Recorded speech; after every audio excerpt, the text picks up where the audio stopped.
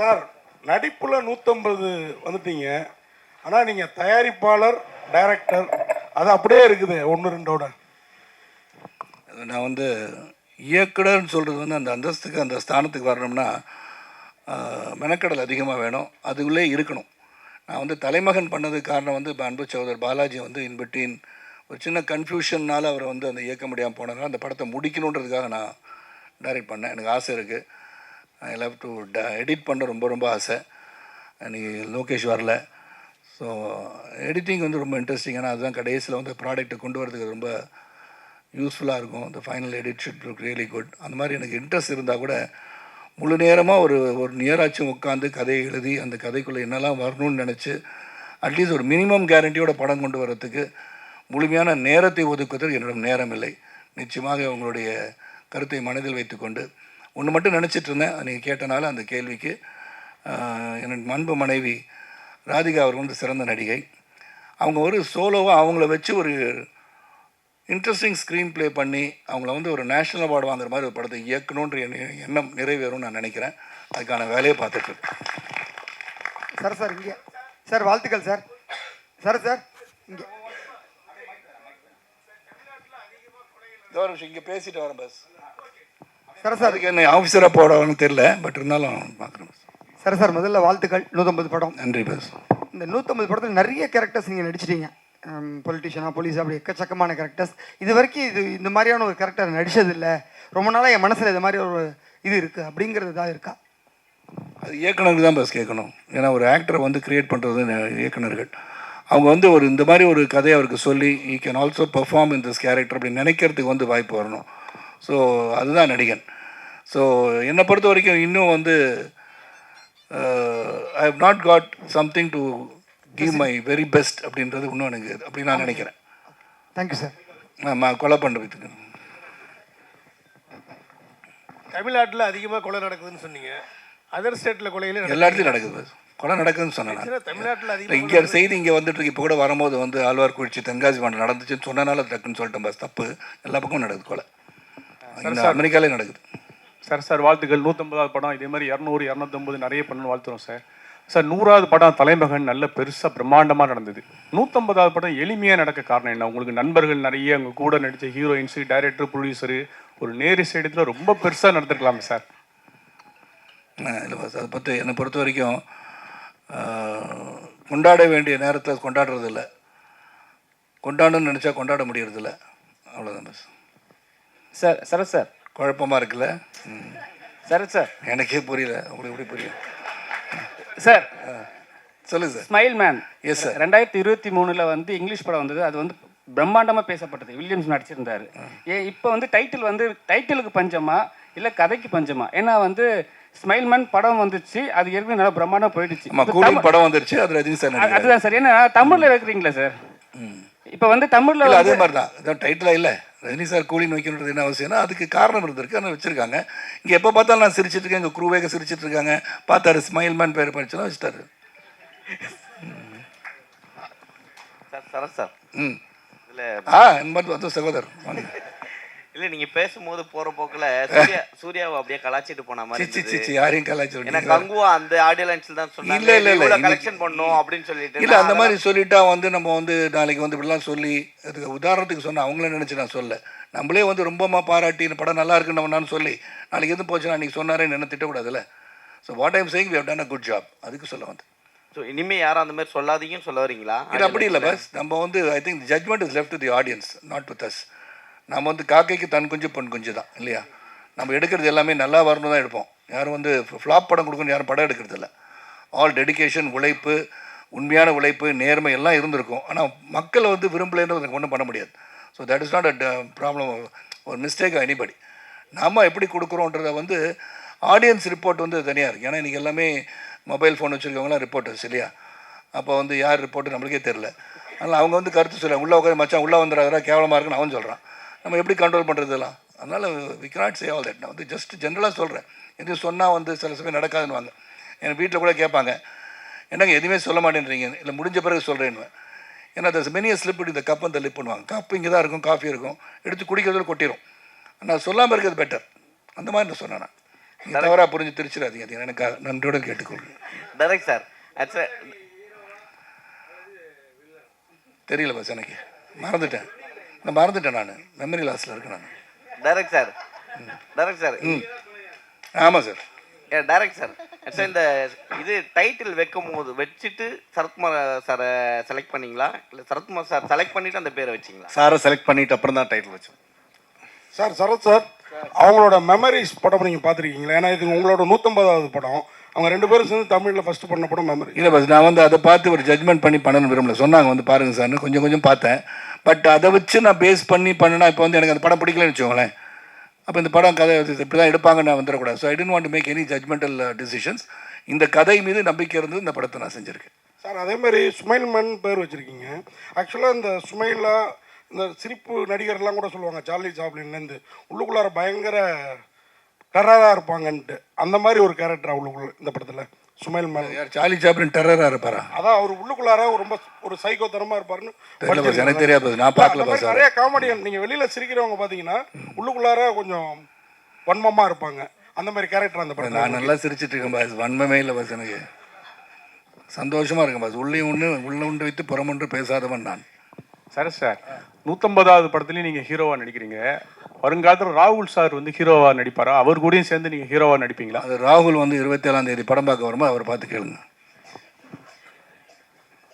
சரி சார், இப்போ வந்து விமர்சனங்கள் வந்து தனிப்பட்ட முறையில் தாக்குறாங்க சார். பேச சொன்னால் அவங்க வந்து என்னென்னா தனிப்பட்ட ஒரு மனுஷனை வந்து குற்றம் சாட்டியே சொல்கிறாங்க. அது நீங்கள் எப்படி பார்க்குறீங்க? ரொம்ப வருத்தமாக இருக்குது சார். ஏன் பர்சனல் அட்டாக் இல்லாமல் நீங்கள் வந்து கேன் கிரிட்டிசைஸ். நீங்கள் இந்த படம் பார்த்த பிறகு கேவலமாக நடிச்சிருக்காரு சரத்குமார்னு சொன்னால் நான் ஏற்றுக்குவேன். உண்மையிலே சொல்கிறேன். I won't father about that. ஏன்னா அது உங்களுடைய கருத்துக்கு நான் சரியாக நடிக்கலைன்னு சொல்கிறது வந்து ஏற்றுக்கு தான் ஆகணும். இட்ஸ் கிரிட்டிசிசம், ஃபேர் கிரிட்டிசிசம் நான் எடுத்துக்குவேன். நான் என்ன பண்ண நேராக கொண்டு வந்து கேட்பேன், சகோதரா என்ன ப்ராப்ளம், என்ன பண்ணியிருக்குன்னு நினைக்கிறேன்னு கேட்பேன். நான் மன்னிட்ட பல தடவை பேசியிருக்கேன். என்னுடைய 150 ஃபிலிம்ஸ் மேலே நடிச்சிட்டேன். தெய்வம்கிட்ட பல தடவை கேட்பேன். அந்த கூப்பிட்டு திட்டுவார், என்ன படம் பண்ணியிருக்கேன்னு கேட்பார். I take it very positively. But அதே சமயத்தில் பர்சனல் போயிடக்கூட தப்பு. அது ஐ திங்க் எனிபடிஸ் பர்சனல் லைஃப்பை அட்டாக் பண்ணுறது ரொம்ப தப்பு நான் நினைக்கிறேன். செல்வம் விழித்து கொண்டு விட்டீர்கள், சொல்லுங்க.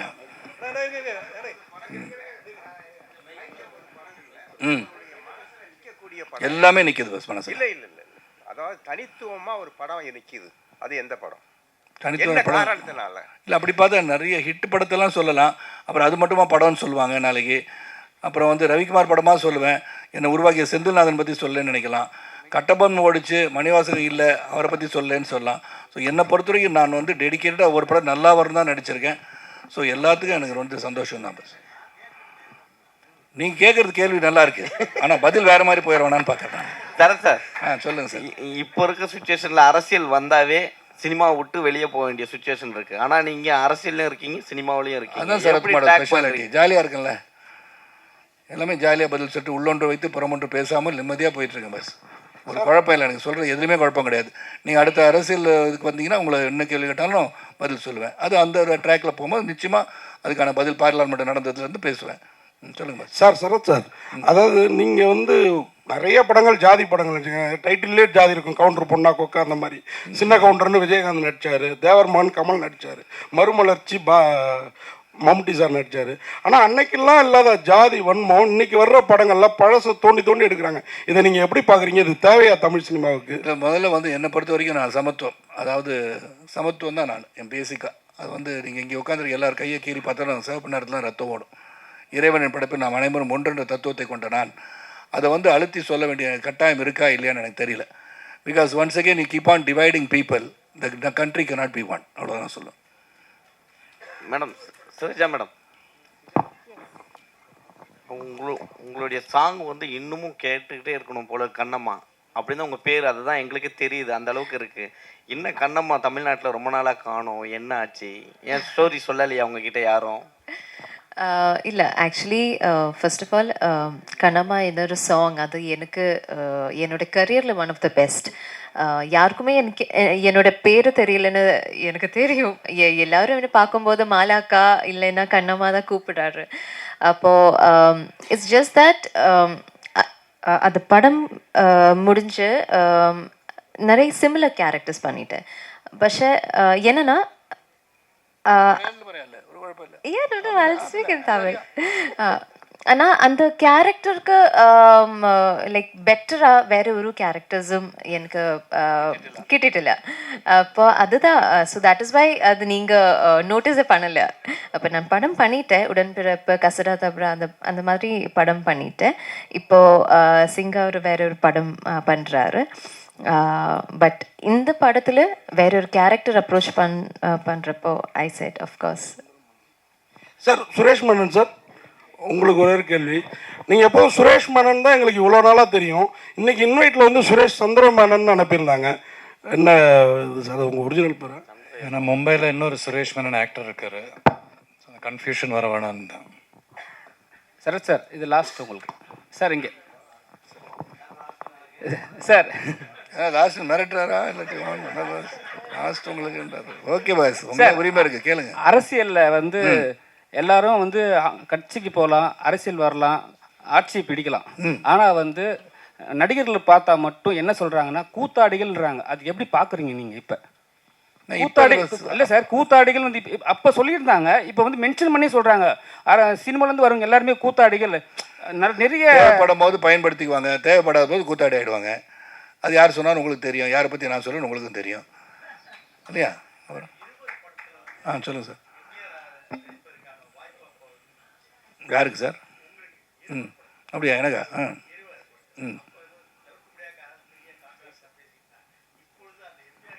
இல்லை, எனக்கு வந்து அந்த கேரக்டர் வரல. இப்போ சத்கார திருத்தம்.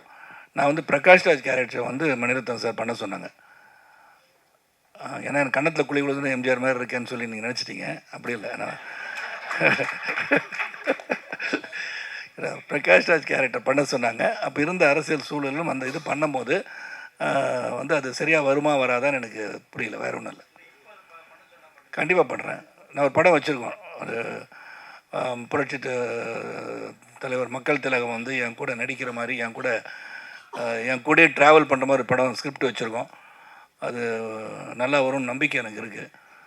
அது வந்து டோட்டலாகவே வி கேன் கிரியேட்டும் இன் ஏஐன்னு டிசைட் பண்ணிகிட்ருக்கோம் சார்.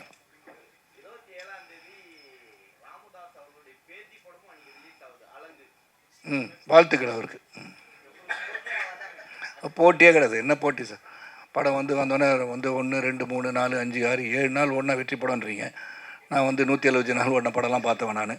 ஆனால் எது வெற்றி படம் எது தோல்வி படம் நம்மளால் சொல்ல முடியாது. மக்கள் மனதில் வெற்றி பெறுகிறது அது வெற்றி படம். Mani, come on, ask me a question. கேளுங்க மணி. 90 வயசில் வந்து எனக்கு முன்னாடி வந்து வீரமாக உட்காந்துருக்கீங்களே, அப்புறம் ஒன்று ஆட்சியமே தெரியுங்க. உட்காந்தவங்க எல்லாருமே நாங்கள் சின்ன வயசில் இருக்கும்போது உங்கள் படம் பார்த்தோம். சின்ன வயசில் பார்த்தீங்கன்னா பிரியாவும் சொல்கிறாங்க. எல்லாமே சின்ன வயசில் பார்த்தீங்கன்னா எனக்கு என்ன வயசு? 26 பாஸ். இல்லை சார், இல்லை சார், சரி 30 வச்சுக்கோங்க. ஏன்னா பாராளுமன்ற உறுப்பினராக இருக்க முடியாது, தப்பாயிரும் இது. சார் எப்பவுமே 150 ஏஜ் தான் இருப்பேன்னு சொன்னீங்க. இப்போ படமும் 150 வந்தது. 150 ஏஜ்னு சொல்ல சார். பாபாவே 4000 வருஷம் வாழ்ந்துட்டு இருக்காரு. பாபா 150 வருஷம் வாழும். பாபா இளமையா? பாபா இல்ல சார், இல்ல சார், 150 வருஷம் இளமையா வாழும். பாபாக்கு 4000 வயசு சார், இளமையா வயசு. அப்ப நீ யோசனை பண்ணி பாத்துக்கணும். நான் வாழக்கூடாதுன்னு நினைக்கிறீங்களா? பஸ் 100 வருஷம் இல்ல சார், இளமையா சொன்னீங்க sir. Do you want me to live 150 years? 200 வருஷம் வாழ வேண்டாம்னு நினைக்கிறீங்களா? பஸ் என்ன அப்படி சொல்லுங்க அவருக்கு. சார் இளமையா தான் சார் நான் கேட்குறேன். அதான் நான் சொன்னேன். பஸ் 4000 வருஷம் பாபா இருக்கும்போது சரத்குமார் இருக்கக்கூடாது. என்னங்க நீங்கள் டைட்டில் வேணா போட்டுக்கோங்க. ஆமாம், நான் எப்பவுமே என் தான் பாஸ். வயசு ஆகாது எனக்கு. இப்போ அங்கிள்னு சொன்னதே நான் வந்து ஆட்சி பண்ண தெரிவிக்க போகிறேன்.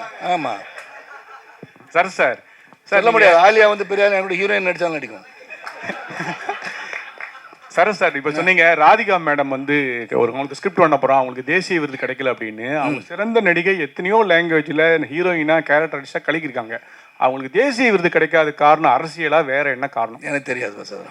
எனக்கு அரசியலும் தெரியாது, காரணமும் தெரியாது. எனக்கு வந்து நல்ல சிறந்த நடிகை எனக்கு தெரிஞ்சு அகில இந்திய ரீதியில் ஒன் ஆஃப் த பெஸ்ட் ஆக்டர்னு சொன்னால் I would call only Radhika. Sir இந்த படத்தில் நீங்கள் ஆலியா கூட டுவேட் பாடுறது இருக்கட்டும், இவங்க ஸ்ரீஜா ரோஸ் இந்த படத்தில் ஆடல pass.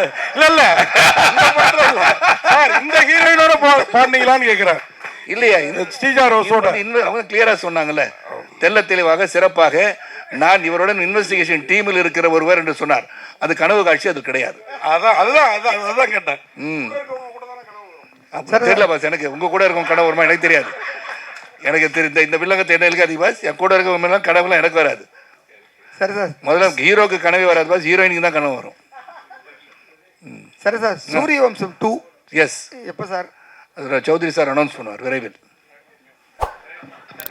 Thank you. Thank you so much. I request